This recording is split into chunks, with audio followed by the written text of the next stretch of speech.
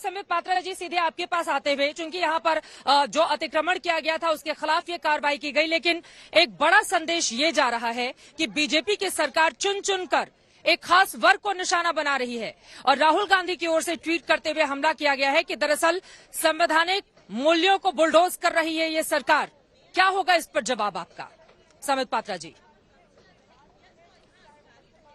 देखिए चित्रा जी, पहले तो मैं आपको धन्यवाद देना चाहूंगा कि उत्तर स्वयं आपने अपने एक वाक्य में और एक शब्द में दिया है।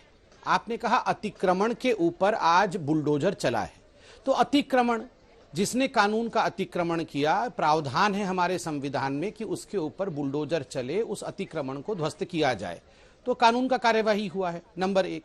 नंबर दो, जहां तक राहुल गांधी इत्यादि इत्यादि इत्यादि का सवाल जवाब है, जो हम सवालों के घेरे में खड़े हैं।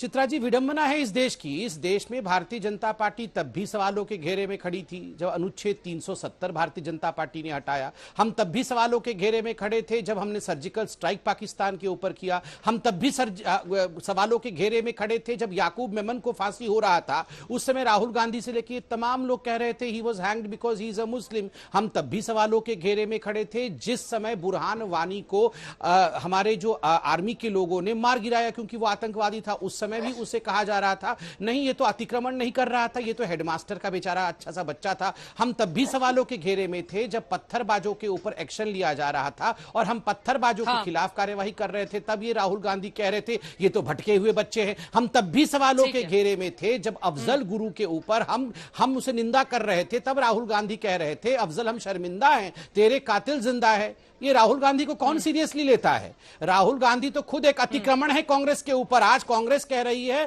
कांग्रेस के अंदर से आवाज उठ रही है कि कोई तो बुलडोज करो इस राहुल गांधी को, तब जाके कांग्रेस का कुछ भला होगा। तो ये राहुल गांधी के सवाल हमसे मत पूछिए। ठीक है, सीधे आपके पास आते हुए अभय दुबे जी, अगर कहीं पर अतिक्रमण होगा और अवैध अतिक्रमण के खिलाफ कार्रवाई की जाएगी, आज नहीं तो कल होनी ही है, और होनी क्यों नहीं चाहिए, तो ये फिर संवैधानिक मूल्यों का, संविधान का अतिक्रमण और उसको बुलडोज करना कैसे हो गया?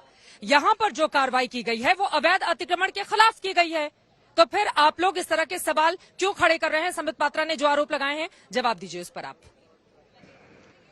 देखिए, मैं हमेशा कहता हूं कि ये भारतीय जनता पार्टी का ये कानून व्यवस्था के ध्वस्त हो जाने का प्रतीक है। कहां है प्रधानमंत्री जी और अमित शाह साहब? हिंदुस्तान के 10 प्रदेशों में दंगे की आग भड़क चुकी है। आपने देखा हिंदू अस्मिता की बात कर रहे हैं। अरे सवाल इन पर आज भी खड़ा होगा जब गणेश कुमार गुप्ता की दुकान तुम तोड़कर गिरा दोगे गफूर के साथ साथ। संबित पात्रा, आपने हिंदू अस्मिता के नाम पर हिंदुस्तान का वोट लिया। आप बड़ी बड़ी बातें कर रहे थे। अभी मनोज तिवारी साहब कह रहे थे ये रोहिंग्या घुस आए हैं, इनको बाहर करना। अमित शाह साहब 5 साल से कह रहे हैं कि रोहिंग्या को बाहर करेंगे, एनआरसी लागू करेंगे। चित्रा जी, ये फरवरी 2022 में अमित शाह साहब लोकसभा में कह रहे हैं कि ना नेशनल रजिस्टर ऑफ सिटीजनशिप का हमारे पास तत्काल कोई प्रस्ताव नहीं है, ना हम उसको लागू करेंगे। ये कह रहे थे सिटीजनशिप अमेंडमेंट एक्ट, हम जो रिलीजियसली परसिक्यूटेड हैं, जो विश्व भर में सताए हुए हिंदू हैं, उनको नागरिकता देंगे। आज 1 जनवरी 2020 से ये नोटिफिकेशन आ गया। ये कहते हैं हमने रूल नोटिफाई नहीं किए। 10,000 से अधिक लोगों ने 88 देशों के नागरिकता के लिए अप्लाई किया। मुझे बताइए ना, उस संहिता का क्या? आज अवैध अतिक्रमण पर आपसे सवाल पूछा है, उसका क्या है जवाब? मैं आपसे पूछ रही हूँ, अवैध अतिक्रमण के खिलाफ हुई है कार्रवाई, ये संवैधानिक मूल्यों का, संविधान का हनन कैसे हो गया? जल्दी से सर। ये अवैध अतिक्रमण नाम की सरकार है। मुझे बताइए क्या किस बात पर स्टे दिया सर्वोच्च अदालत ने? युक्त सुनवाई का अवसर दिया? क्या दोष था उस गणेश कुमार गुप्ता का? वो तो सारे दस्तावेज बता रहा था। संबित पात्रा, रोजगार दे नहीं सकते, करोड़ों युवाओं के रोजगार तुमने पहले ही अपनी छीन लिए और अब लोगों को दरबदर करना चाहते हो बुलडोजर चलाकर। ये सिर्फ राजनीतिक रोटी सेक रहे हैं। ये दंगे रोक नहीं पाए। आप जानती हैं फरवरी 2020 में जब दंगा हुआ दिल्ली में, तब एसिड अटैक तक हुए, बर्बरता से एसिड अटैक हुए और कई लोग उसमें घायल हो गए। 755 केस थे जिसमें 62 हीनियस थे। कहां गए संबित पात्रा जी? आज कहां है बताइए ना। आज ना प्रधानमंत्री जवाब देते, ना वो अमित शाह बार बार साहब गणेश गुप्ता का हवाला देकर आपसे सवाल पूछ रहे हैं कि यहाँ पर तो वो कागज दिखा रहे थे, लेकिन कागज देखने तक की जहमत किसी ने नहीं उठाई। अच्छी खासी दुकान बुलडोज कर दी गई, वो आदमी सड़क पर बैठा हुआ है। कम से कम एक नोटिस तो पकड़ा देते।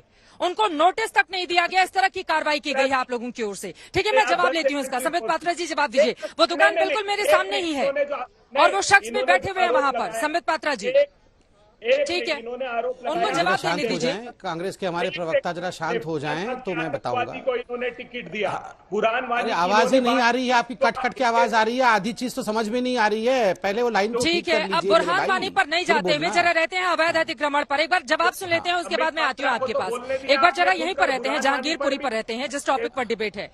ठीक है, मैं आ रही हूँ अभय दुबे जी, अब मैं आ रही हूँ आपके पास। जवाब तो उन्हीं से लेंगे ना, सरकार का जवाब तो एक ही व्यक्ति देगा। जवाब ले लेते हैं, फिर आप बोलिएगा आगे। प्लीज प्लीज प्लीज अभय दुबे जी।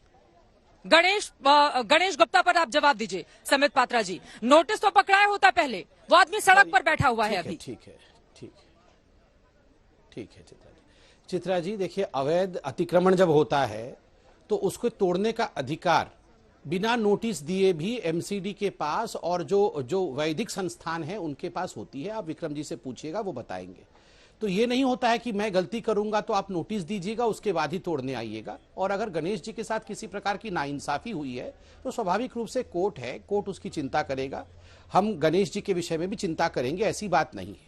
मगर चित्रा जी, एक आप मुझे 10 सेकंड दीजिए। मैं मेन विषय गणेश जी नहीं है, मेन विषय यहां बांग्लादेशी और रोहिंग्या। आप बताइए किस और देश में जो घुसपैठिए हैं। चित्रा जी, आप तो खुद वहां खड़ी हैं, आप इंटरव्यू लीजिए वहां की महिलाओं की, आप वहां के लोगों की इंटरव्यू में आप देख रही है, उनके एक्सेंट को देखिए, आप खुद जान जाएंगे कि इनमें से अधिकांश लोग बांग्लादेशी हैं। बांग्लादेशी होने के बावजूद हम लोगों ने इन लोगों को ये अतिक्रमण करने का ये परमिशन दिया हुआ है। ये घुस के अतिक्रमण करके हमारे देश में बैठ रहे हैं, ऊपर से हमारे भगवान राम और भगवान हनुमान के ऊपर पत्थरबाजी कर रहे हैं।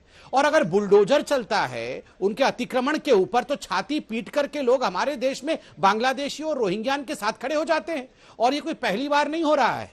ये तुष्टीकरण की राजनीति के कारण हर बार आतंकवादियों के साथ, पत्थरबाजों के साथ ये कांग्रेस पार्टी या आम आदमी पार्टी इत्यादि जो बार बार खड़ी होती है, उसका नतीजा हमने देखा है कि इन लोगों को बल मिला है। एक डेटरेंट एक्शन होना बहुत आवश्यक है और ये डेटरेंट एक्शन कहीं ना कहीं इन लोगों को इस प्रकार की गतिविधियां और अतिक्रमण से आगे रोकेगा।